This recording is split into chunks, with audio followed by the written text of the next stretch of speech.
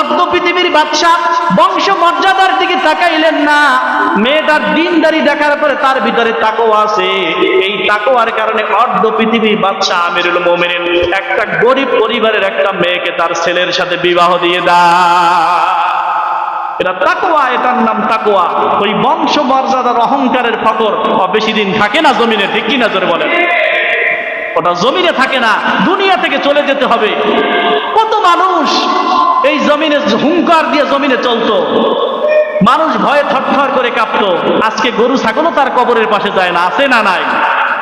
মানুষকে শিক্ষা দিতে হবে জন্য। যেন আল্লাহ পাক রব্বুল আলামিন বলেন, ও বান্দা তুমি যত বড় হবা তত বিনয়ী হয়ে যাবা, যত বড় হবা তত মানুষের সাথে বিনয়ী হয়ে যাবা, বিলায়া দিবা, নিজেকে ছোট মনে করবা। আল্লাহর হাবিব সাল্লাল্লাহু আলাইহি ওয়াসাল্লাম বলেন, যেই ব্যক্তি নিজেকে ছোট মনে করে ওই ব্যক্তিকে আল্লাহ রব্বুল আলামিন বড় বানায় দেয়। সুবহানাল্লাহ।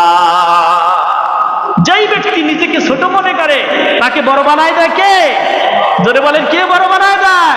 আল্লাহ পাক বড় বানায় দেয়। এজন্য কোনো মানুষকে ছোট মনে করব, হিংসা করব না, তাকাব্বুরি করব না, কোনো মানুষের সাথে ধোঁকাবাজিও করব না। এজন্য আল্লাহর নবী, বিশ্ব নবী যখন বিবাহ হয়ে গেল হযরত খাদিজার সাথে, খাদিজাকে তামাম গোটা আরবের মানুষ ধিক্কার দিতে শুরু করলো। হযরত খাদিজা এটা কি কাজ করলো? একটা মিসকিন এতিম ছেলেকে বিবাহ করলো, যার সম্পদ নাই, টাকা পয়সা নাই, বাবা নাই, মাও নাই, এতিম একটা অনাথ ছেলেকে বিবাহ করলো। আল্লাহর নবীর স্ত্রী হযরত খাদিজা একটা সেমিনারের আয়োজন করলেন। মক্কার বিভিন্ন গোত্র থেকে বড় বড় সম্পদওয়ালা মানুষগুলোকে দাওয়াত করেছে, একটা সেমিনারের আয়োজন করলেন। দাওয়াত করে বলতেছে, ও মক্কার ধনী প্রভাবশালী প্রতিপত্তিওয়ালা মানুষগুলা শোনো, আমার স্বামী মুহাম্মদ রাসূলুল্লাহ সাল্লাল্লাহু আলাইহি সাল্লামের বংশ কেমন? বলে যে মুহাম্মাদের বংশ পৃথিবীর ভিতরে, মক্কার ভিতরে কুরাইশ বংশের চাইতে ভালো কোনো বংশ নাই। বলে মুহাম্মদ সাল্লাল্লাহু আলাইহি সাল্লামের বংশ ভালো।